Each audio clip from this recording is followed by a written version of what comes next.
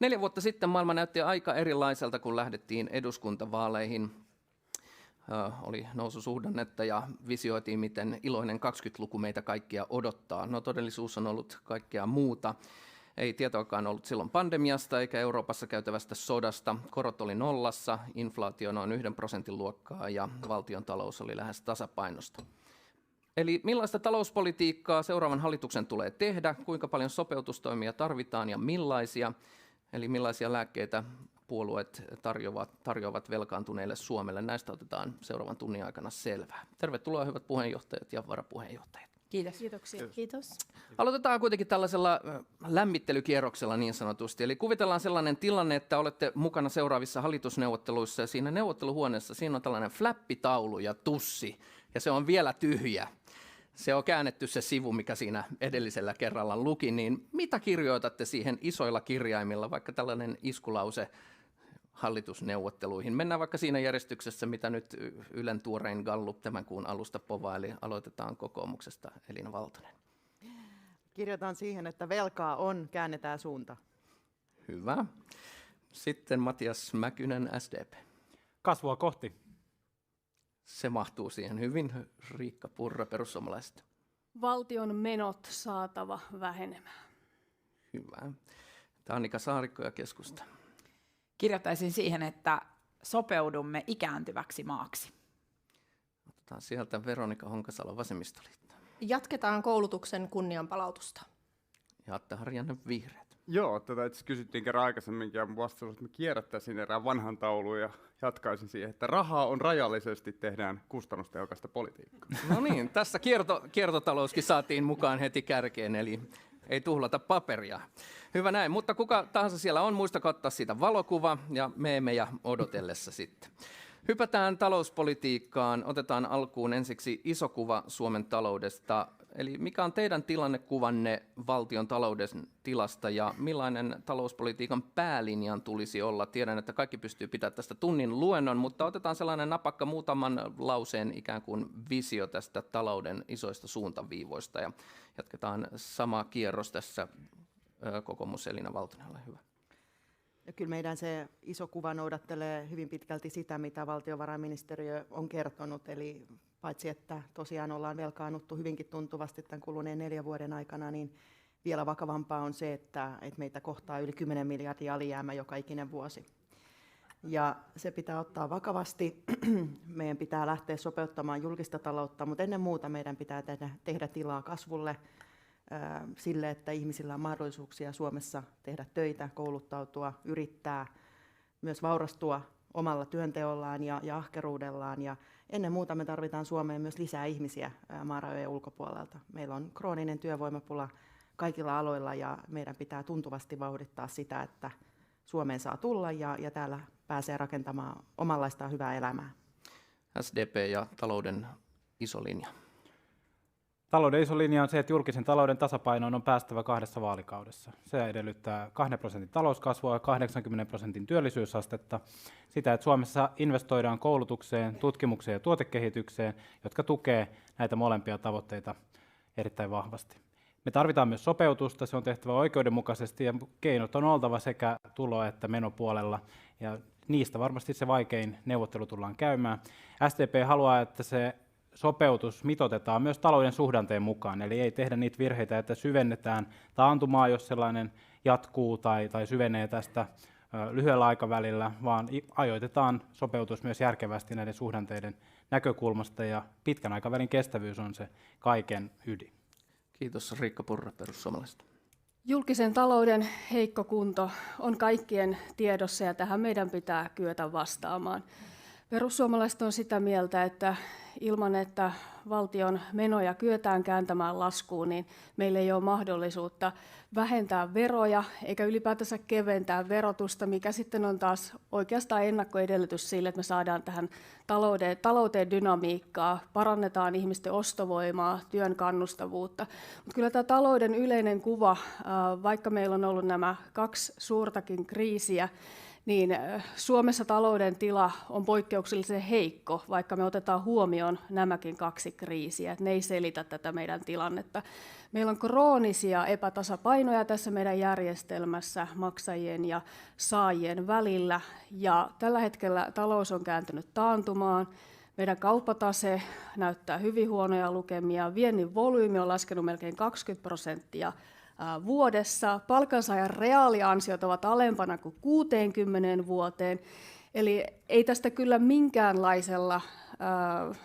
minkäänlaisella poliittisella retoriikalla saa hyvää tilannetta. Ja tämä tarkoittaa sitä, että seuraavien 2 hallituskauden aikana joudutaan tekemään myös vaikeita päätöksiä. Kiitos Riikka Purra, Annika Saarikko. No mä aloitan ensiksi siitä, mikä asenne meidän pitää tähän tilanteeseen ottaa, koska ei ole tarvetta toistaa tässä edellä kuvailtua talouden vakavaa tilannetta. Mutta samalla mä suhtaudun tähän kysymykseen niin, että kaikki ne asiat, mitkä on omissa käsissä, niihin pitää tarttua. Meillä on paljon epävarmuustekijöitä globaalissa tilanteessa, suurvaltojen kiristyvät suhteet, meitä on kohdannut maailmanlaajuinen pandemia ja niin edelleen. Ne on ollut asioita, jotka me olemme vain kohdanneet, mutta talous on meidän omissa käsissä. Ja sillä tavalla sitä pitää hoitaa, että se pysyy myös omissa käsissä. Ja kun mä sanoin, että mä olisin kirjoittanut sinne flappitaululle, että sopeudumme ikääntyväksi maaksi, niin ehkä mä täydennän tätä tilannekuvaa myös sillä niin kuin tosiseikalla, miltä Suomi ja sen ihmiset näyttää tästä eteenpäin. 2030-luvulle tultaessa joka 4. on yli 65-vuotias. Samaan aikaan me kohdataan suuri työvoimapula. Jos joku on nyt huonoa, se on tietenkin tämä velan määrä, jota on kerrytetty 15 vuotta. Hyvä on työllisyysaste, mutta sekään ei riitä. Samaan aikaan me kohdataan 150 vuoteen alhaisin lapsiluku.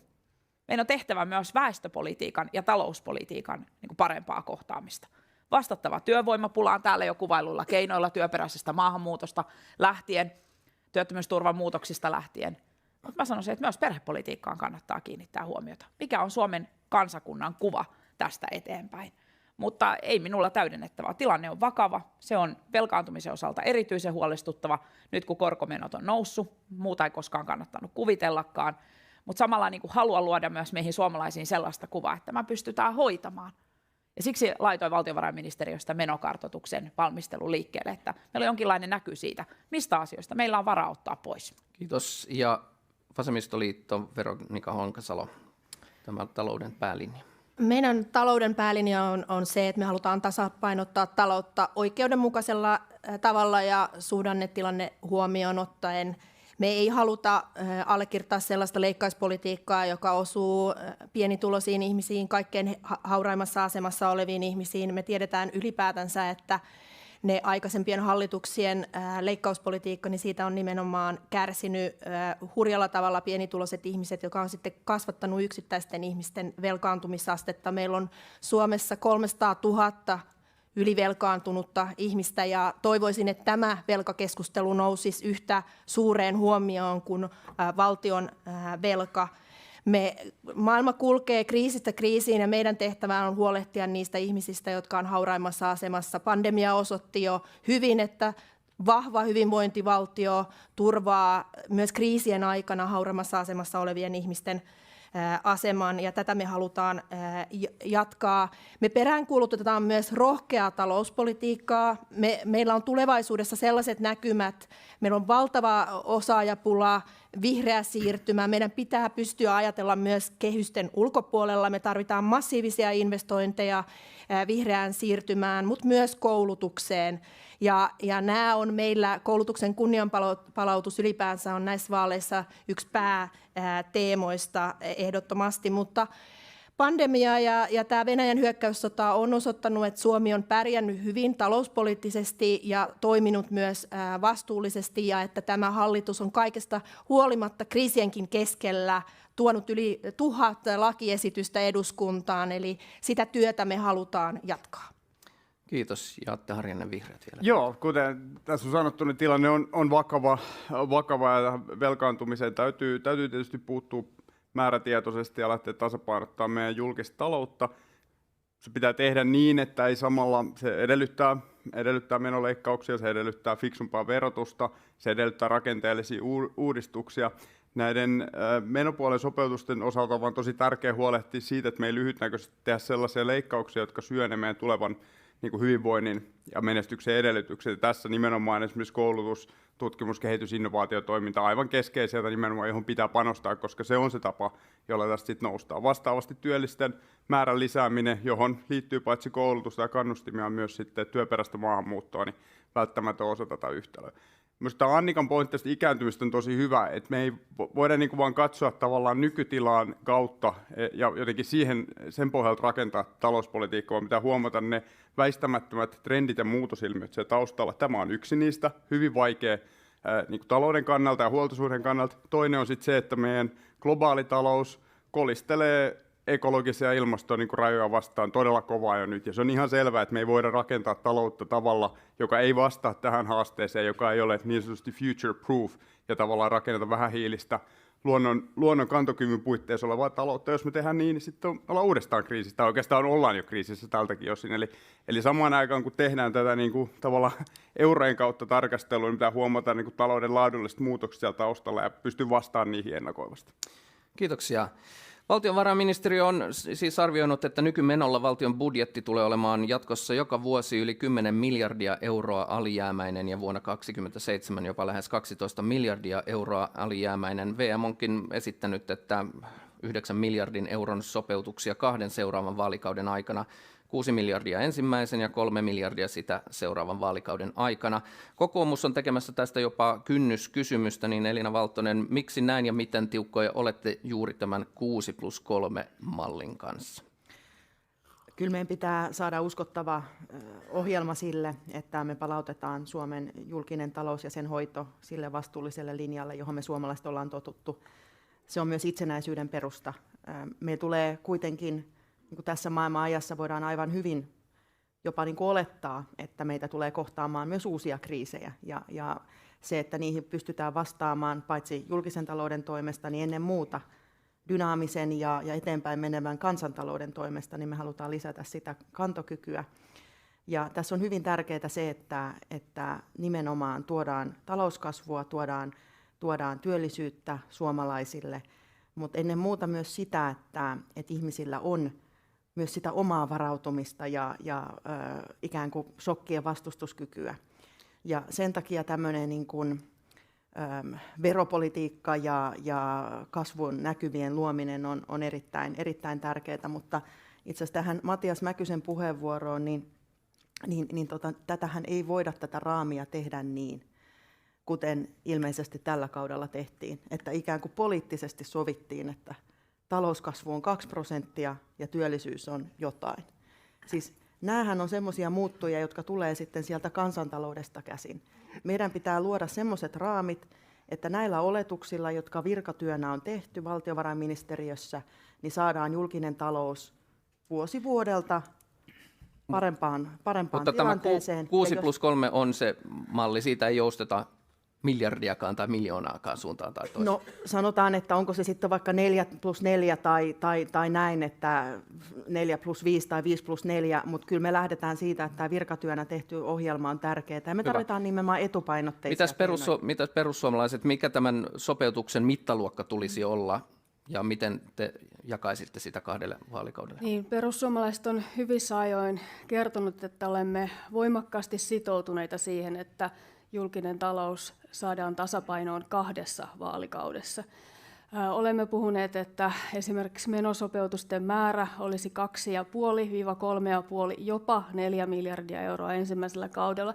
Mutta tietenkin nämä miljardit, joita on totta kai helppo heitellä ja nostaa kynnyskysymykseksi sinällään, niin siellä on toimenpiteitä takana. Tietenkin niiden määrä riippuu siitä, mistä hallituksessa olevat puolueet pääsevät yhteisymmärrykseen.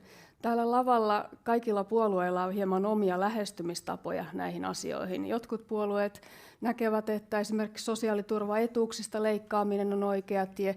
Jotkut puolueet, kuten perussuomalaiset, me näemme, että ensimmäisenä pitää vähentää niitä menoja, jotka ovat suomalaisten turvallisuuden ja hyvinvoinnin kannalta toissijaisia. Me emme ole täällä lavalla samaa mieltä menosopeutustoimista. Ja mikäli tästä porukasta nyt henkilöitä on siellä neuvottelemassa siitä, miten menot saadaan vähenemään, niin totta kai se kokonaisuus määrittää sitä, minkälaisiin lukemiin päästään. Mutta kuten sanoin, niin 2 hallituskaudella olemme tähän sitoutuneet. Matias Mäkynen, mikä tämä sopeutuksen mittaluokka tulisi olla? Tämä 2 vaalikautta on varmaan se, josta puolueet lähtökohtaisesti on samaa mieltä, että 2 vaalikauden aikana julkinen talous pitäisi saada tasapainoon, mutta kuten ensimmäisessä puheenvuorossa sanoin, me katsosimme tätä talouden suhdannetta enemmän, että miten tämä ajoitus lopulta kannattaa tehdä. Tämä valtiovarainministeriön kartoitus on erittäin hyvä myös siitä syystä, että siitä näkee, että tämä 6 miljardin leikkauslista, jota kokoomus vaatii, ei ole mahdollinen puuttumatta suoraan indekseihin, eli meidän eläkkeiden korotuksiin tai etuuksiin, sote-palveluihin, niiden määrärahoihin ihan suoraan. Toki kokoomus sanookin, että haluaa miljardin sieltä leikata. Tai sitten muihin ihan konkreettisiin julkisiin palveluihin, joita ihmiset Suomessa arvostaa. Tällainen kokoomuksen yleinen puhe näistä muista säästöistä. Mutta mitä mikä on se mittaluokka, mitä SDP nyt esittää? Meidän mittaluokkamme on se 3,5–6 miljardia, jota olemme jo tuossa tammikuulla esittäneet. Siinä on sekä näitä veropohjan laajentamisen ja tiivistämisen toimia, ei niinkään palkkaveron korotusta missään määrin, vaan mieluumminkin alaspäin siinä suhteessa. Ja sitten on myös talouden sopeuttamista noin 2 miljardin edestä menoleikkauksilla. Mennään näihin yksityiskohtiin hetken kuluttua vielä tätä mittaluokkaa, jos Annika Saarikko. No joo, kyllä. Olen sitoutunut siihen valtiovarainministeriön tilannekuvaan, joka todella tarkoittaa 2 vaalikauden aikana noin 9 miljardia. Ja olen myös sitoutunut siihen, että se edellyttää, että valtion menoja on pienennettävä. Ja meidän arvion mukaan mittakaava tulevalla vaalikaudella tästä on noin 2,5–3 miljardiin, mitä olisi mahdollista toteuttaa. Mä haluan tästä SDP-linjasta sanoa, että on jo näin, että tällä lavalla porukka sanoo, että me ollaan sitouduttu valtiovarainministeriön tilannekuvaan. Mutta teidän linjanne on siis verotuksen kiristämisen linja. Ja kun te puhutte veropohjan tiivistämisestä, kaikki me varmasti ajatellaan, että tietenkin veronkiertoa pitää välttää, harmaata taloutta, kaikki sellainen kitkettävä. Mutta ei tämän mittakaavan summia saada aikaiseksi käytännössä millään muulla kuin työn verotusta kiristämällä, yritysten verotusta kiristämällä tai alempia alvikantoja nostamalla. Ja mä oon päätynyt teidän linjassa siihen, että kun te puhutte veropohjan tiivistämisestä, niin te tarkoitatte esimerkiksi ruoan ja lääkkeiden hinnan nousua. Me mennään näihin yksityiskohtiin myöhemmin, mutta annetaan Mäkyselle lyhyt kommentti tähän näin, ja sitten saa vielä Annika Saarikolta hyvin ihmeellinen puheenvuoro, koska varmasti neuvotteluissa mukana olleena tiedätte, että emme ole alvikorotusta. No mitä se tiivistäminen sitten? Mitä se tiivistäminen on? Me olemme esittäneet esimerkiksi listaamattomien yritysten osinkoverohuojennuksen poistamista, jota teidän valtiovarainministeriönne esimerkiksi esittää. Se on vasta sivulla 6. Ylimmälle kymmenykselle menevä veroetu, joka on 800 miljoonaa euroa. Ei sillä saada 2 miljardia. Se on 800, se on lähes puolet siitä. Ja tässä otetaan Atte Harjanne täältä näin. Joo, no sopeutusten mittaluokka. Mehän on puhuttu kolmesta kaudesta, ja nyt yleisö kohtaa, että me ollaan tässä jotain sluibailijoita. Pointti ei ole mitenkään viivytellä. Meidän täytyy olla tässä etupainotteisia, mutta kun me on lähdetty hakemaan niitä, että miten tämä itse asiassa tehdään. Me on tehty sen 6 miljardin oma paketti, että miten sitä sopeutetaan sitä taloutta. Ja hienoa, jos tässä päästään nopeammin eteenpäin. Mä ajattelen, että tässä kannattaa olla aika robusti linja, johon kyllä toki liittyy myös se, että se kumuloituva velka tuo itsessään ongelmia. Mutta tosiasia on se, että niin kukaan tästä porukasta ei ole kyllä esittänyt se 9 miljardia edes niin toimenpiteen. Ei lähellekään. Ei lähellekään. Ja siis toisille se on sille, että kasvu on 2 ja sillä yhtälö saadaan täsmäämään. Ja sitten niin kuin, taas Valtosen pumpun leiriä käsittääkseni, tai teidän linja on taas se, että siellä on joku muuttuja X, josta vaan pölähtää 3 miljardia, josta ei tavallaan ole katsottu sitä läpi. Että musta olisi tosi hyvä kuulla, että mistä ne sitten otetaan. Mehän kohta kuullaan. Hyvä, jos tänään kuullaan, koska tähän mennessä ei ole kuultu. Että siis mun mielestä on oikeasti niin vakava kysymys, ja mittakaava on nimenomaan se ydinasia tässä, mutta sitten pitäisi pystyä myös niin kuin jotenkin vastaa niihin heittoihin, mitä esittää. Siksi olen täällä. Vasemmistoliitto 9 miljardia esittää valtiovarainministeriö. No me lähdetään siitä, että julkista taloutta pitää vahvistaa seuraavalla kaudella 3 miljardin edestä. Ja ollaan tehty tämmöinen todella tarkka, mistä rahat -osio meidän vaaliohjelmaan ja saatu siitä myös kiitosta. Tehtiin se myös viime vaaleissa. Ja mun mielestä se on myös tämmöinen niin kuin kuluttajansuoja vaaleissa, että äänestäjien pitää voida tietää, että jos heitellään niin kuin miljardeja, 6 miljardia, että mistä ihmeestä ne sitten, minne ne kohdistuu. Et mun mielestä on käsittämätöntä, että kokoomus edelleenkään ei paljasta, että jos se ei koske koulutukseen, ei koske puolustukseen, ja me tiedetään, että sote on se suurin yksittäinen sektori, jossa niitä menoja on, niin teidän ohjelmanne tarkoittaa väistämättä valtavia, massiivisia leikkauksia sosiaali- ja terveyspalveluihin ja nimenomaan ihmisten sosiaaliturvaan, joka lisää haurassa asemassa olevien ihmisten köyhyyttä entisestään. Ja se ei ole kestävää ja oikeudenmukaista talouspolitiikkaa millään lailla. Sitten mennään näihin yksityiskohtiin. No niin, miljardit vilisevät nyt sitä konkretiaa, eli jos 6 miljardia seuraavalla hallituskaudella, miten se kurotaan kasaan? Leikkauksia puhtaasti vai veronkorotuksia? Elina Valto. No, me ollaan kyllä julkaistu kaikista puolueista ylivoimaisesti yksityiskohtaisin lista, nimenomaan 6+2 itse asiassa, jossa 6 kohdistuu nyt nimenomaan tähän tulevaan vaalikauteen, ja koska työllisyystoimien kautta ja nimenomaan ekonomistien asiantuntijoiden laskemien arvioiden mukaan siitä tulee vielä sitten 2 miljardia julkisen talouden vahvistumista sen päälle, kun ihmiset työllistyy ja sosiaaliturvamenot laskee. Meillä on esimerkiksi kyllä indeksijarru, mikä siis tarkoittaa sitä, että työkykyiset ja työikäiset ihmiset niin kokoomuksen maailmassa käy töissä. Ja sen pitää olla nykyistä kannattavampaa. Eli nyt kun on tilanne se, että kuluttajahinnat nousee ja meillä sosiaaliturva nousee automaattisesti sen inflaation mukana, palkat ei pysy siinä mukana. Ja meillä on valmiiksi esimerkiksi Ben Zyskowicz, joka mielestäni erittäin ansiokkaasti muutama vuosi sitten avasi keskustelun siitä, että miten voi olla, että vaikka kaupan kassalla työskentelevä ihminen, joka aamuisin herää ja tekee ahkerasti sitä tärkeää työtä meidän koko kansantalouden kannalta, niin hänen kannattaisi melkein taloudellisesti jäädä kotiin. Nyt tämä saattaa vielä, niin kuin ei saattaa, vaan vaikeutuukin tämä tilanne juuri tämän kuvaamani mallin takia. Me ei poisteta indekseitä eikä leikata niitä eläkeläisiltä eikä ihmisiltä, jotka eivät voikaan tai joiden ei pidä työllistyä, jotka ovat työnsä jo tehneet tai työkyvyttömiltä ihmisiltä. Mutta sitten meillä on miljardin verran, nyt viittaa vielä siihen, no se on esimerkiksi miljardi on tämä indeksiarvo. Miljardi on sitten esimerkiksi myös sosiaali- ja terveyspalvelut, joka ei ole leikkaus, vaan tehostaminen, koska se juttuhan on se, että jos me katsotaan tätä meidän hyvinvointialuekehikkoa, jota kokoomus ei kannattanut, tämä on kallis malli, tämä tulee rakenteellisesti lisäämään meidän menoja pitkälle tulevaisuuteen ilman, että palvelut paranee. No nyt kun me tässä kehikossa ollaan, niin me halutaan auttaa ihmiset hoitoon ja hoivaan. Ja siinä me halutaan tuoda yksityistä sektoria mukaan tähän rinnalle, ei ideologisesti niin, että julkinen tuottaa kaiken, vaan potilaan, asiakkaan, omaisen pitää saada itse tehdä enemmän valintoja, ja sitä kautta tulee tehokkuutta. No sitten meillä on myös miljardin tällainen säästölista. Siinä odotetaan erityisesti myös tätä valtiovarainministeriön nyt valmistelemaa menokartoitusta, josta voidaan katsoa sitten, että mitä... Ollaan sanottu, että tämä ei kammalla käydään läpi. Okei. No jatketaan hallinto. No voin kertoa tämän koko listan. Aina kun sanotaan, että kokoomus ei kerro, no minäpä nyt kertoisin, mutta annetaan muiden kertoa. Kyllä, otetaan muitakin tähän. Täällä on six-pack paikalla, niin kaikki pääsee ääneen. Otetaan siitä Riikka Purran vierestä. Teidän konkreettiset toimet sopeutuksiin. Sen verran pitää kommentoida tätä Elinan luetteloa, että kokoomuksella esimerkiksi on siellä, että miljardi tehostetaan hallintoa, vai mikä se varsinainen muotoilu. Meillä on aika vastaava, mutta sen sijaan se, että se kerrotaan siellä näin, niin sehän ei ole vielä mikään yksityiskohta, vaan sitten kun näitä yksityiskohtia aletaan käsitellään, niin millä hallinnonalalla, minkälaisia toimia tehdään. Ja nämä luonnollisesti ratkeavat siinä vaiheessa, kun ylipäätänsä ollaan virkamiesten virkavastuulla olevien henkilöiden kanssa tekemissä, jotka kertovat sitä, että ei edes ministeri voi mennä esittämään, että tuolla nyt tuo hanke on turha tai jotain muuta. Otetaan perussuomalaisten Kyllä, mutta korostin tätä, koska te aina sanotte, että teillä on yksityiskohdat, mutta se, että se luetellaan siellä, se ei ole itsessään yksityiskohta, vaan ne itse vääntämiset tulee myöhemmin. Ja sitten perussuomalaisten lääkkeet Eli vaihtoehtobudjetissa ja talouspoliittisessa ohjelmassa olemme luetelleet näitä, joista osa on meidän selviä profiiliteemoja, eli välittömiä ensimmäiseen budjettiin tehtäviä leikkauksia. Niitä löytyy maahanmuutosta, kehitysavusta, Sitrasta, Ylestä, ilmastorahastosta. Meillä on JTS:ssä 7 miljardia laitettu tähän Suomen erityisen kunnianhimoiseen ilmastopolitiikkaan. Sieltä löytyy vaikka mitä.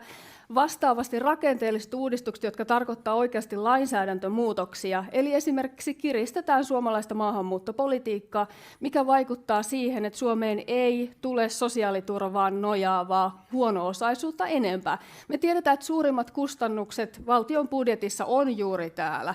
Sosiaaliturvamenoissa, sote-palveluissa ja niin edelleen. Hyvä. Otetaan Matias Mäkynen mukaan, päästään kaikki ääneen täällä. Kiitos. Tässä on nyt useamman kerran sanottu, että SDP päättää, että Suomessa on 2% talouskasvu. Valtiovarainministeriö siis ennustaa, että meillä on 1,5% kasvu suurin piirtein tässä nyt kuluvalla vuosikymmenellä, ja se on iso syy sille, että meidän julkinen talous on niin kuin kroonisesti alijäämäinen. Mä ihmettelen sitä, että tässä kaikki muut puolueet on valmiit hyväksymään tämän ja ajattelevat, että näin tämä nyt on ja me emme nyt tälle voi mitään. Me uskotaan suomalaisiin yrityksiin, meidän mielestä on Suomella toivoa ja meillä on myös näyttöä siitä, että kun me panostetaan tutkimukseen, tuotekehitykseen, osaamiseen, vihreän siirtymän toteuttamiseen, Mikä on track record saanko teidän sanoa, päästöttömän sähkön Huhhuh. lisäämiseen, me voidaan saavuttaa huomattavasti korkeampi talouskasvu kuin tällä hetkellä ennustetaan. Ei se ole mitään. Niin kuin Eli pelkällä talouskasvulla tämä ei korjaantuu. ei todellakaan, mutta tähän halusin sanoa, koska tästä pidetään niin omituisia Kuinka paljon niitä puheenvuoroja. sopeutustoimia ja millä konkreettisilla keinoilla, jos ei oteta Me talouskasvua olemme mukaan? samoja keinoja, mitä valtiovarainministeriön tässä menokartoituksessa on valinneet erityisesti julkisten hankintojen, sieltä säästämisen. VM sanoi, että sieltä voisi saada yli miljardin. Me ollaan otettu huomattavasti maltillisempi, semmoinen 500 miljoonaa, mitä sieltä voisi saada. Sitten kiinteistö- ja matkakuluista, julkisesta hallinnosta. Me haluamme suojata julkisia sote-palveluita, koulutusta ja TK:ita erityisesti, ja emme sieltä haluaisi säästää, mieluumminkin investoida niin, että voimme säästöjä saada pidemmällä. Ja Annika Saarikko. Tartun ensiksi tähän Matias Mäkysen uskomme suomalaisiin yrityksiin, ja sitten ratkaisu heille on yritysten verotusten kiristäminen. Juuri näin. Tämmöistä Se on tehoton verokannustin, niin kuin VM:kin sanoo. mä en ole niin kuin pitkään aikaan niin. kuullut. No sitten on aivan oikeutettu kysyä keskustan lääkkeet. No mun mielestä niin kuin merkittävin näkemysero, vaikka tässä kuultuun kokoomuksen puheenvuoroon meidän välillä, on siinä, että meidän mielestä nykyinen taloustilanne ei anna myöten miljardiluokan veronkevennyksille. Se olisi tietenkin ideologisesti ihan mukava ajatus, että voiko me kaikki voisimme maksaa vähemmän veroja. Mutta jos mun pitää valita, niin kuin arvopohjaisesti päättäjä joutuu valitsemaan ikääntyvän kansakunnan hoivapalveluiden tai hyväosaisten veronkevennysten välillä, niin mä valitsen, että meidän julkinen sektori tarvitsee kaiken tuottavuuspuheen keskelläkin paljon lisää rahaa, koska me haluamme hoitaa meidän iäkkäät ihmiset hyvin. Eli meidän isoin näkemysero tulee tästä, että me emme olisi valmis näissä olosuhteissa kaikilta keventämään verotusta. Me teemme täsmäesityksen, joka liittyy työvoimapulaan, että ne ihmiset, jotka eläkkeellä jatkaisivat pidempään työelämässä, heille me voisimme kohdistaa täsmäveronkevennyksen. Semmoisella yhteiskunnallisella tavoitteella, jossa eläkeikäinen ihminen, joka jatkaa työuralla pidempään, noin 50 000 ihmistä jää vanhuuseläkkeelle vuositasolla.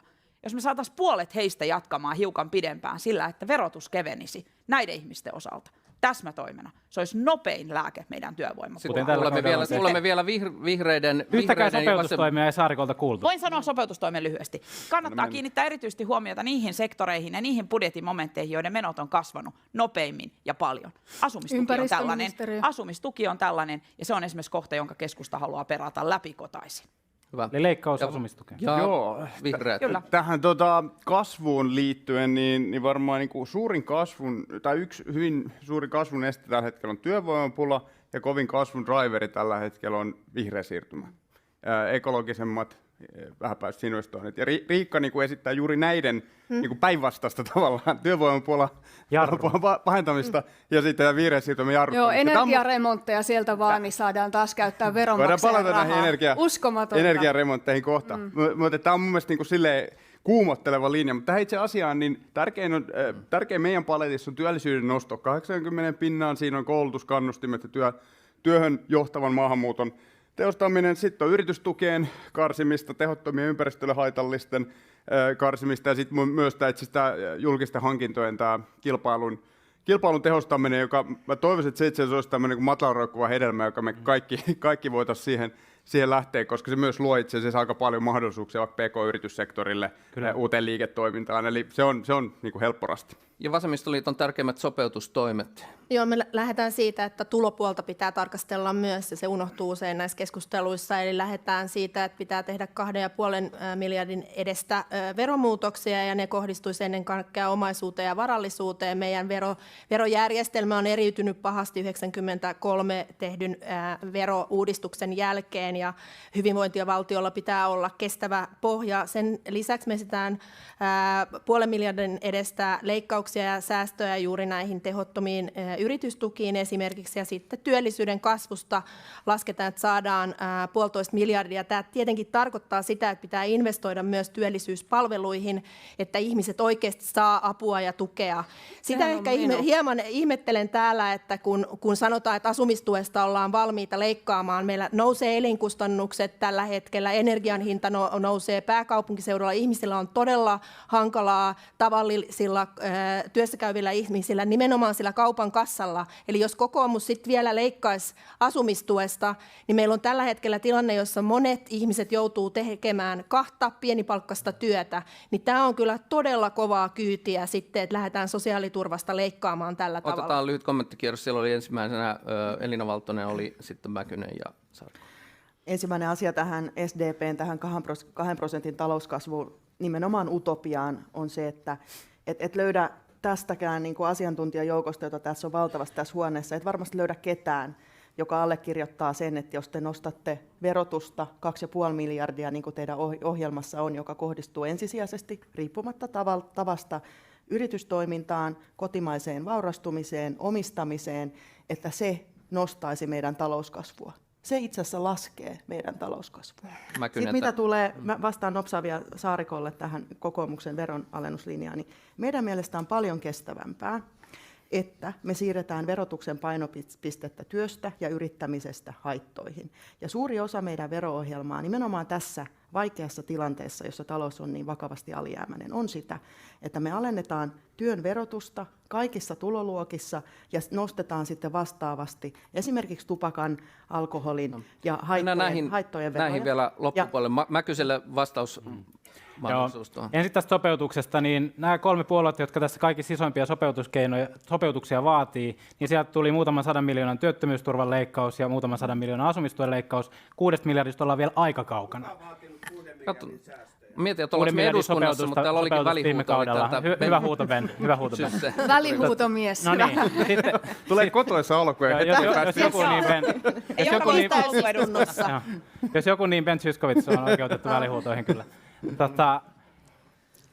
Nyt mä unohdin jo, mihin mä olin jatkamassa. Mä voin jatkaa. Onnistui. Saarikko pääsi nyt väliin. Tämä oli kokoomukselta harhautustaktiikka ihan selkeästi. Kyllä. Pääset kyllä ääneen vielä. Älä vie mun duunia. Tosin kyllä oikeasti olisi mielenkiintoista kuulla, että mitkä ne kasvun eväät on silloin, jos ei ole valmis mihinkään työttömyyteen liittyvään rakenteelliseen uudistukseen ja lähinnä esittää yrityksille verotuksen kiristystä. No niin. Mutta täällä käytettiin semmoista termiä, että lavalla on sixpack. Mä muistutan, että siihen sixpackiin oma puolueeni ei kuulu. Ja voidaan todeta, että sellainen politiikka, mitä 11-15 vaalikaudella tehtiin, ja kun mietitään tätä velkaantumista, niin mä muistutan, että Sinipunan hallitus teki silloin sellaisia ratkaisuja, jossa puolet hoidettiin veronkiristyksillä, puolet hoidettiin menonleikkauksella. Mitä tapahtui?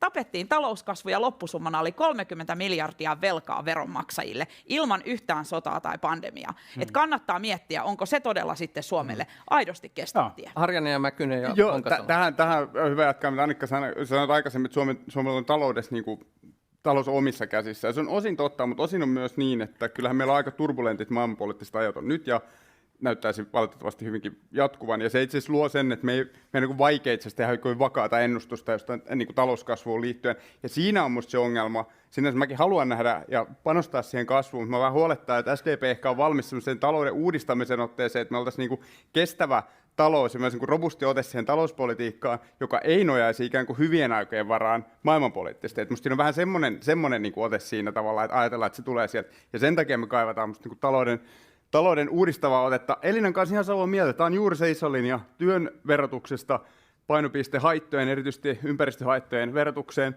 Mutta siinä on huomattava samalla se haaste, että esimerkiksi se niin kuin tupakan verotus, niin se kyllä sitten niin kuin se tulee tiensä päähän. Moni haitta, kun se verotetaan, se lakkaa ja sen me halutaankin saada. Eli tämä on oikein, se on hyvä asia, mutta se fiskaalinen pohja tavallaan silloin menee. Okay.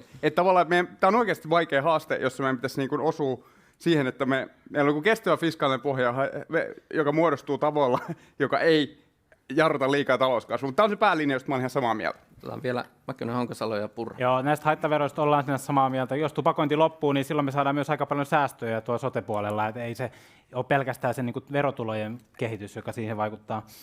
Tästä sopeutuksesta ja sen oikeudenmukaisuudesta SDP:llä on tosiaan erilainen linja. Et me halutaan, että myös korkeampituloiset osallistuu siihen sopeutukseen. Tämä osinkoverohuojennus todella kohdistuu vain suurimpaan, ylimpään tulokymmenykseen, ja se on talouden kasvun kannalta haitallinen, koska se suuntaa investointeja väärin kohteisiin, se rakenne on huono, kuten valtiovarainministeriön ja verotutkijoiden näkemykset on. Mä ymmärsin, että tässä on kyllä asiantuntevaa yleisöä, joka tietää, että se osinkoverohuojennus ei ole kauhean tehokas verotuki. Kiitos Otto tarkemmin verotuksesta. Honkasalo vielä ja Purralla oli kommentti. Joo, mun mielestä on todella tärkeää sitä, että muistetaan tulopuoli. Meidän pitää vahvistaa tulopuolta, jos me halutaan investoida esimerkiksi koulutukseen ja osaamiseen, johon muut Pohjoismaat investoi meitä paljon enemmän, ja siellä se kasvu on nimenomaan paljon, mutta halusin nimenomaan tuoda tätä, että muutoksilla veropohjaan se on paljon kestävää julkisen talouden kannalta kuin menoleikkaukset. On todella haitallista, ja kun kokoomus sanoo, että haluaisi tehdä tämmöisiä verohelpotuksia, niin tosiasiassa se ei niin kuin pienituloisia, niitä kaikkein pienituloisimpia edes auttaisi millään tavalla, vaan nimenomaan olisi kädenojennus kaikkein rikkaimmille. Me halutaan luoda semmoinen verojärjestelmä, joka on oikeudenmukainen, ja se ei edes vaatisi niin kuin valtavia muutoksia, mutta meidän on pakko puuttua myös meidän varallisuuseroihin tässä maassa. Kohta tästä verotuksesta, Purra, vielä. Joo, olisi tietenkin mahdollista kommentoida montakin asiaa, mitä tässä on esitetty, mutta jos nyt 2 otan esille, niin tähän maahan mahtuu kerrallaan aika vähän näitä totuuksia. Yksi on tällä hetkellä se, että aina kun jonkun asian eteen laitetaan vihreä, niin siitä tulee hyvää ja tavoiteltavaa. Mutta se, että me kuvitellaan, että vihreä kasvu, vihreä transitio, että kaikki nämä on positiivisia, se ei kerro mistään muusta kuin siitä, että veronmaksajan raha on halpaa. Kyllä ilmastopolitiikan ja ympäristöpolitiikan tällaisessa julkisen talouden tilassa niin pitää olla taloudellisesti ja teknologisesti järkevää, toteuttamiskelpoista. Semmoinen haihattelu ja usko, että täältäkin syntyy jotakin maagista kasvua, niin se ei vaan käy, varsinkaan tässä tilanteessa. Vastaavasti maahanmuutto on toinen, joka yhdistää oikeistoa ja vasemmistoa. Kyllä, koulutetuille osaajille, sellaisille, jotka hyödyttää tätä maata myös veronmaksun kannalta, mutta ei sosiaaliturvaan nojaavaa maahanmuuttoa. Tänne päästä. Hyvä. Mennään sitten, kun täällä lukee veronmaksajat täällä taustalla, niin tarkemmin näihin veroasiaihin. Aiemmin puhuttiin tässä nyt verotuksen isosta linjasta, mutta mitä puolueenne tekisi ansiotulon verotukselle? Kiristyksiä vai kevennyksiä? Täällä on vähän kuultu jo tätä isoa linjaa, niin aloitetaan tuosta Riikka Purra. Ehdottomasti tavoittelemme sitä, että olisi mahdollista laskea ansiotuloverotusta. Erityisesti keskituloinen palkansaaja, siis jonka reaaliansiot ovat merkittävästi laskeneet, toki myös tämän valtavan inflaation myötä, mutta kokonaisveroaste tässä maassa on hirvittävän korkea. Palkansaajan ostovoima on heikko, ja ihan varmasti tähän pitää ensi hallituskaudella puuttua. Mutta kuten olen sanonut moneen kertaan, tämä ei ole mahdollista velaksi, vaan ensin pitää kyetä tekemään selkeä tiekartta siihen, että näitä valtion turhia toissijaisia menoja saadaan hyvin vakiintuneesti tiputettua. Mutta olisiko ansiotulon verotus kevennys kautta linjan vai kohdennetusti? No yksityiskohdat ovat tietenkin toinen juttu, mutta pääasiassa sinne suureen keskituloisten luokkaan. Hyvä. Sitten Saarikko. Joo, tässäkin paneelissa on puhuttu rikkaista ja köyhistä, mutta me unohdetaan se niin kuin Suomea pystyssä ja koossa pitävä niin kuin keskituloisten työssäkäyvien ja eläkkeensaajien niin kuin joukko, joka pitää tätä maata kasassa. Mä oon sanonut reilusti, se ei ole ikään kuin ideologinen valinta, se on enemmän realistinen, käytännönläheinen valinta tietäen Suomen taloustilanteen. Nyt ei ole mahdollista tehdä kautta linjan meneviä ansiotuloveron kevennyksiä. Sanoin, että meillä on yksi selkeä näkemys veron kevennyksiin, ja se liittyy siihen eläkeikäiseen ihmiseen, joka olisi halukas ja valmis jatkamaan työelämässä. Hänelle pitää tarjota siihen taloudellinen kannuste. Samoin sellaiselle joukolle, jota mä oon tavannut eri puolilla Suomea paljon. Jossain Etelä-Pohjanmaalla mies sanoi, että hän tekee talonmiehen hommia. Ja tässä ei ole mitään järkeä, että kun hän eläkkeeltä ottaa näitä keikkatöitä vastaan, niin verotus on niin kuin pitkälti yli 40%. Kainuussa mä tapasin pari sairaanhoitajaa, jotka sanoivat, että tietää, että keskussairaala ei Kainuussa pyörisi ilman, että nämä hoitajat lähtee hommiin. Mä olisin valmis katsomaan niin kuin huojennuksia näille eläkeikäisille ihmisille, jotka antaa panoksensa työelämään, kun halua ja osaamista on. Se on ainut selkeä veronkevennys. Entä kokoomus ja ansiotuloverotus, mitä sille tulee tehdä?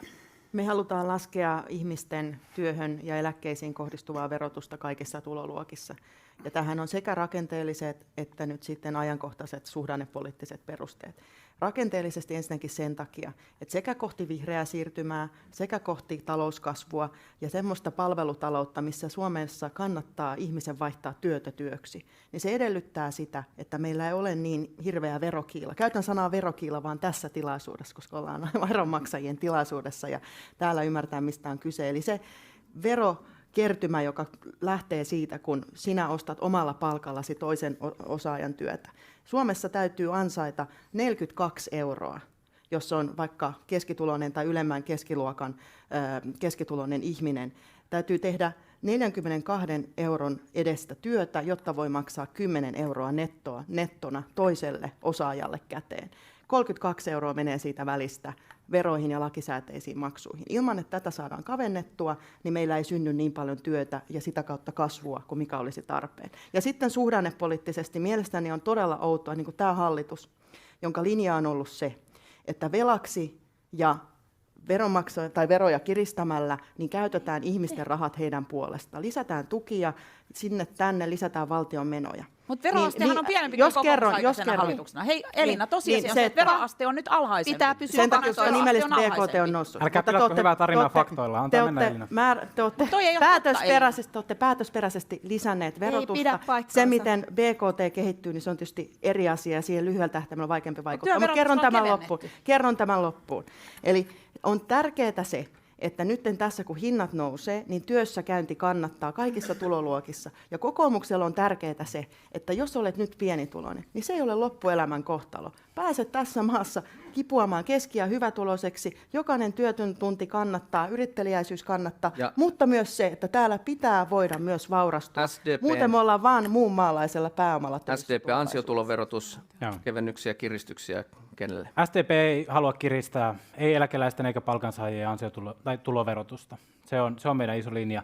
Annika Saarikon tämä esitys eläkeläisten työtulovähennyksen suurentamisesta, mitä tälläkin hallituskaudella on tehty, niin on ihan järkevä ja niin kuin voi lyhyellä aikavälillä vaikuttaa ehkä jotain. Toisaalta sitten me tiedetään, että esimerkiksi Sveitsissä, kun oli 2 vuotta, ettei tarvinnut maksaa tuloveroa ollenkaan, niin työllisyyteen ei juuri tullut vaikutusta. Et työn verotuksen vaikutus työllisyyteen usein niin kuin ylianalysoidaan tai yliarvioidaan näissä keskusteluissa, ja siihen ei pidä liikaa laittaa toivoa, että vaikka poistettaisiin työverotus kokonaan, että se erityisesti vaikuttaisi meidän työllisyyteen. Mutta meidän linja on, että jos tässä omaisuuden verotuksen puolella saadaan lisätuloja kerättyä, niin sitä liikkumavaraa pitäisi pystyä käyttämään pieni- ja keskituloisten ansiotuloverotuksen keventämiseen. Torpparitalouteen mennään. Joo, mekään ei esitetä ansiotuloverotukseen kiristyksiä ja ajetaan tiivistä veropohjaa ja oikeudenmukaista veropolitiikkaa ja nimenomaan omaisuuden ja varallisuuden verottamista, mutta sekin niin, että pieniä pääomia ei veroteta samalla tavalla kuin suuria, vaan että tässä otetaan käyttöön myös progressiivinen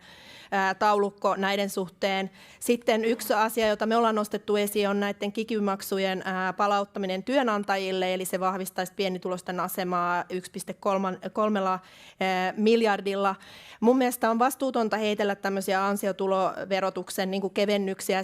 Se heikentää meidän hyvinvointivaltion pohjaa, eli silloin on ristiriitaista olla esimerkiksi huolissaan nuorten kasvavasta pahoinvoinnista, mielenterveyskriisistä, jos samaan aikaan esittää näin valtavaa tuloaukkoa meidän valtion talouteen, että se ei ole millään tavalla kestävää. Ja sitten Elina, mun on pakko sanoa, että arvostan sinua poliitikkona, mutta on täysin käsittämätöntä, että voi heitellä tämmöisiä paikkaansa pitämättömiä väitteitä täällä.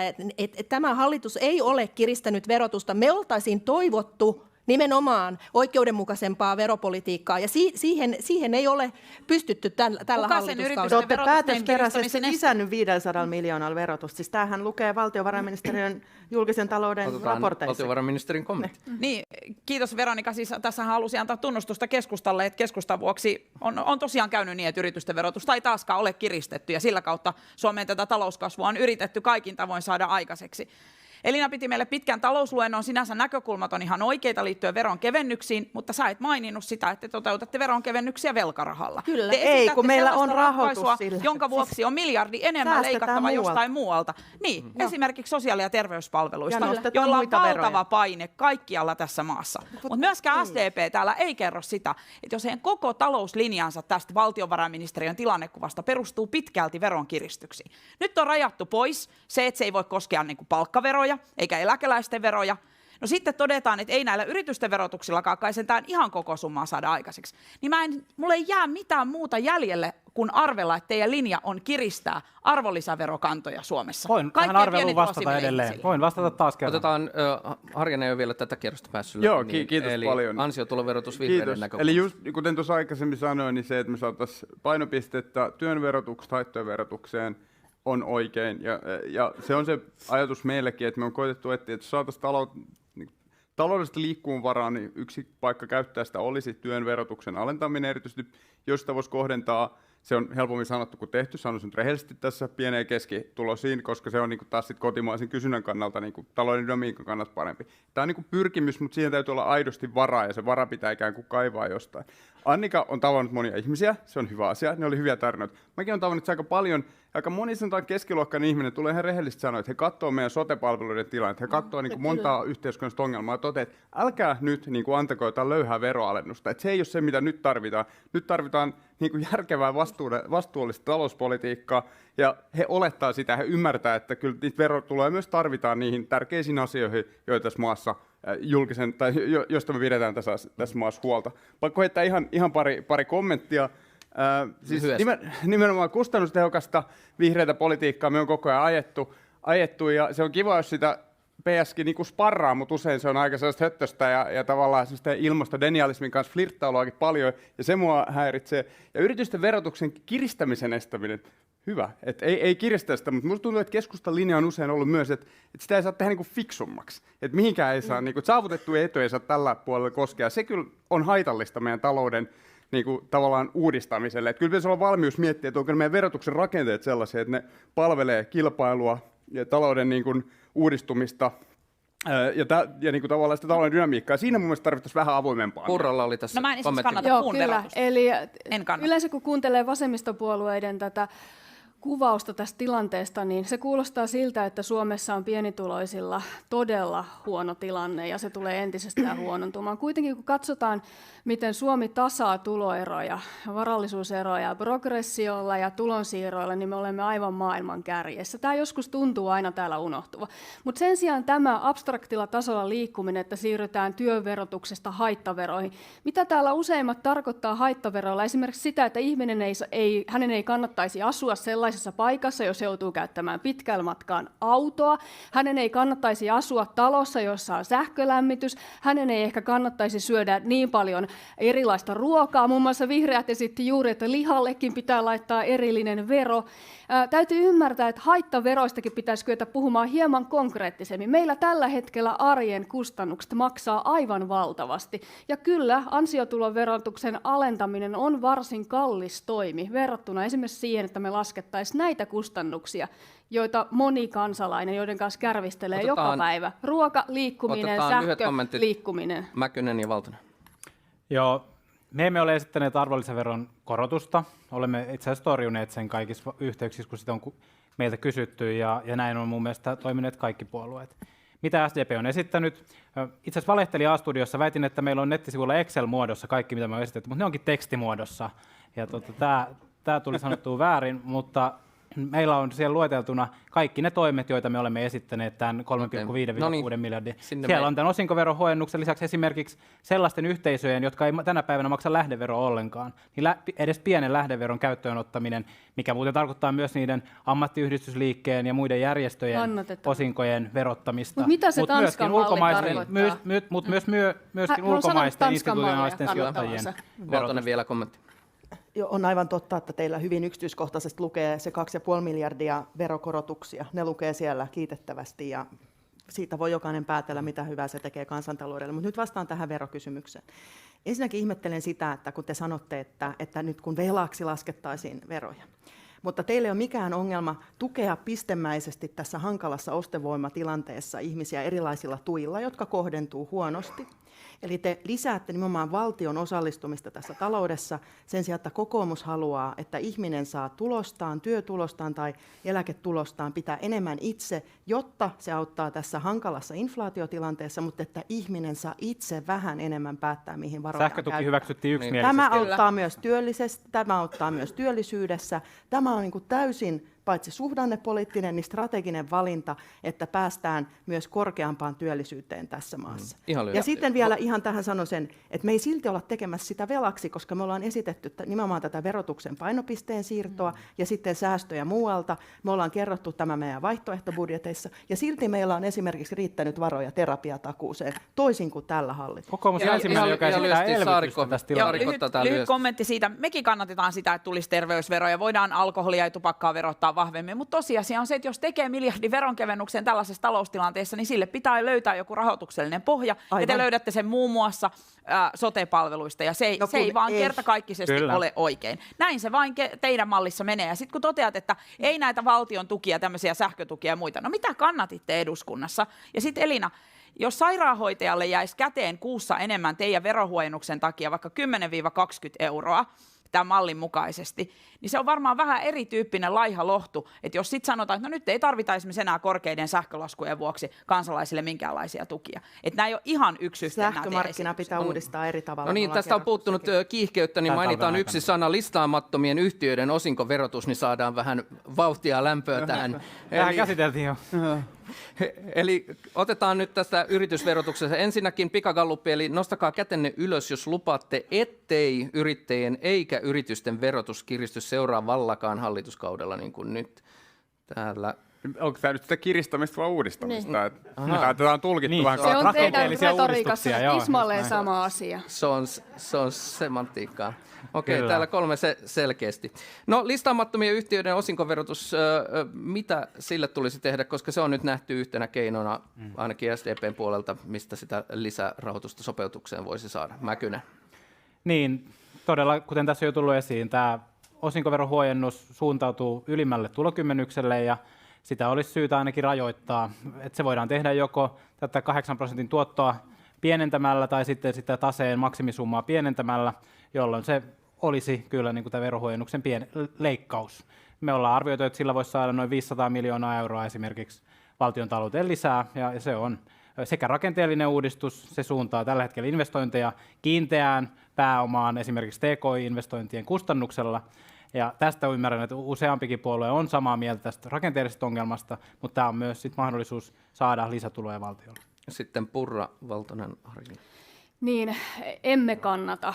Ylipäätänsä nämä tuotto-odotukset, niin ne ovat aika suuria. Ne eivät ota lainkaan huomioon sitä, että totta kai yrityksessä kyetään tekemään ratkaisuja sen perusteella, että minkälaista se verotus on ja mihin se kohdistuu. Tuotto ei tulisi olemaan tuo Matiaksen kertoma 500 miljoonaa. Samaan aikaan perussuomalaiset ainakin haluaa, että kotimaista omistamista, yrittämistä kannustaa. Täytyy ymmärtää, että se, että pörssiyhtiöillä listaamattomilla on erilainen verokohtelu, niin sillä on perusteensa. Esimerkiksi pörssiyhtiöissä, kun omistus on hajautettua, kaupankäynti on huomattavasti helpompaa. Se, että listaamattomilla näin ei ole, niin se on syy tälle verohuojennukselle. Vastaavasti pankit voivat ottaa vakuuksina pörssiyhtiön osakkeita, mutta ei yleensä listaamattomia. Nämä on erilaiset tyypit ja sen takia niillä on erilainen verokohtelu. Kiitos. Purra ja Valtonen. Osinkoverotusta on mahdollista toki uudistaa myös ilman, että yritysten tai omistajien verotus nousee. Mutta me lähdetään siitä, että nimenomaan yrittämisen, toimeliaisuuden, riskinoton ja omistamisen verotus Suomessa ei saa nousta. Meillä ei 15 vuoteen tässä maassa ole nettomääräisesti investoitu. Meillä puuttuu nimenomaan yritystoimintaa, sitä kautta työllisyyttä. Ja nyt kun katsotaan, mitä maailmalla tapahtuu, siis pääomia tässä maapallolla kyllä on. Ja jos meillä Suomessa toivottavasti tulevaisuudessakin kannattaa edelleen ottaa yrittäjämuotoista riskiä, niin joku omistaa sen joka tapauksessa. Meidän mielestä on hirmu tärkeää, että se on mahdollista myös suomalaisille, paitsi ihmisten motivaation, kansankapitalismin, vaurastumisen mielessä, niin täysin strategisesti myös tässä hankalassa geopoliittisessa tilanteessa. Ei täällä ole kansankapitalismin. Joo, mä tuohon käsiäänestykseen palaan sen, että keskustelu usein tuppaa ole sellaista, että tämä on hyvä kysymys. Mustakin yrittämisen verotusta ei sinänsä pitäisi kiristää kokonaisuudessa, me pitää huolehtia kilpailukyvystä, mutta se usein tulkitaan, että mitään ei saa koskaan kiristää. Listaamattomien yhtiöiden osinkoverotuksen huojennus. Matias on siis täysin oikeassa, ja tämähän on siis sellainen, tämä on niin ekonomistit aika laajalti on sitä mieltä, että tämä on niin huono tämä malli nyt. Tämä on valtiontalouden arviointineuvosto on myös nostaa tämän kohteena, tämä on kerta toisensa jälkeen, että tämä ei ole niin veroneutraalisuuden kannalta perusteltu. Muissa maissa ei ole tällaista nettovarallisuusvaadetta eikä mitään. Tässä olisi mun nähdäkseni ihan perusteltua tehdä uudistus, joka sitten näkyisi myös itse asiassa niin tulopuolella, että se olisi ikään kuin veronkiristys tässä suhteessa, mutta samaan aikaan myös miettiä sitä yritysten ja pk-yritysten toimintakenttää laajemmin, vahvistaa kilpailupolitiikkaa, työmarkkinoilla huolehtii, että he on paremmassa asemassa paikallisen sopimisen edistäjillä, tällaisella asioilla katsoa sitä kokonaisuutena, mutta tämä on oikeasti ollut, musta tämä kertoo vähän siitä, että niinku, oikeistopuolueissakaan ei niinku lopulta uskota taloustieteellisiin argumentteihin, vaan vähän sellaiseen... Niinku, Atte, hyvä. Voidaan neutralisoida myös alaspäin, niin kuin sanoin. Nimenomaan, että ei kiristetä, vaan neutralisoida. Saarikko. Parempi niin kuin pitää nykyinen malli. Olemme hieman yliajalle enemmän velaksi nyt. Voidaan tehdä varmasti, voidaan tehdä rakenteellisia uudistuksia, mutta täytyykö niiden samalla olla niin kuin leikkausten kohteita, niin meidän mielestä ei. Elina sanoi tosi hyvin siitä, että Suomi on 15 vuotta ollut niin kuin liian investointiköyhä maa, ja se on muuten sama ajanjakso, jolloin meidän niin kuin julkinen talous on velkaantunut. Tietenkin näillä on niin kuin tiivis kytkös toisiinsa. Ja mä edustan sitä ajattelua, että minä uskon, että puhtaan energian suurvaltatavoite on realistinen, ja uskon muuten myös, että tästä ikääntyvän Suomen asiasta voidaan tehdä meille asia, joka tuottaa uusia innovaatioita. Mihin verotuksen yritysten suhteen pitäisi tähdätä? Kotimaiseen omistajuuteen, suomalaiseen vaurastumiseen ja siihen, että yrityksillä on kannusteita niin kuin satsata uuteen, lisätä tuottavuutta, luoda innovaatioita. Semmoista yritysverotuspolitiikkaa tämä maa tarvitsee. Ja kaikkein tärkein kriteeri, että se on vakaata ja ennustettavaa, niin kuin 8 vuotta on ollut yritysten verotus, ja sillä on taatusti ollut oma vaikutus. Otetaan vielä Honkasalo osinkoverotuksen. Joo, hyvä huomata tässä isossa kuvassa se, että jos veroperusteisia muutoksia ei lainkaan tehdä, niin itse asiassa meidän veroaste laskee 2026 mennessä 1,7%. Ja jos me oltaisiin pidetty sama veroaste kuin 2016, niin me oltaisiin paljon vahvemmassa asemassa taloudellisesti tällä hetkellä. Tänään tuli tilasto, että se on pysynyt samana eikä lähtenyt laskuun sitä mieltä, että veropohjaa pitää tiivistää ja laajentaa, ja tähän varallisuuden nopeaan keskittymiseen tulee puuttua, ja ehdottomasti kannatetaan tätä osinkoverotuksen kiristämistä Yksi lyhyt puheenvuoro. tällä 500 miljoonalla. Joo. Me ollaan saatu tuoretta tutkimustietoa, että itse asiassa maissa, joissa osinkoverotusta on kiristetty, se on johtanut investointien kasvuun. Osinkojen maksu on pienentynyt ja investoinnit ovat kasvaneet. Te voitte kieltää nämäkin taloustieteelliset tutkimukset, niin kuin te usein teette, mutta älkää myöskään väittäkö, että on kansankapitalismia se, että ylin tulokymmenys saa tämmöisen verohuojennuksen. Kansankapitalismia on se, että pieni- ja keskituloisten tulot kasvaa ja heillä on mahdollisuus. Pienet ja keskisuuret yritykset on tämän maan talouden selkä. Ja heille ansiotuloverotuksella on paljon suurempi merkitys. Työllistää eniten Matias tässä maassa. Ja heillä ansiotuloverotuksella on paljon enemmän merkitystä kuin osinkoverotuksella. Oliko Purralla vielä? Mikään ei kelta. Siis vastasin tähän edelliseen jo, mutta olisin tähän ehdottanut, että voidaan siirtyä myös tätä Viron veromallia kohti, joka tietenkin on hyvin kannustava myös investointien ja työvoiman palkkaamisen ja niin edelleen suhteen. Mutta en usko, että sosiaalidemokraatit on siihenkään valmiita. Hyvä. Nyt on Viroa ja Tanskaa ja kaikkia maita, mutta nyt kohta käydään Suomessa eduskuntavaalit. Olisimme voineet näköjään keskustella pidempään. Tiedän, että muutamien pitää ehtiä illan maikkaritenttiin, niin ehkä lopetamme nyt. Sitä ennen on vielä paljon. Pari muuttuja ehtii vielä. Vain. Suuri kiitos teille tästä erinomaisesta keskustelusta. Kiitos teille kaikille täällä paikalla olleille. Annetaan aplodit ja tsemppiä vielä vaalikentille.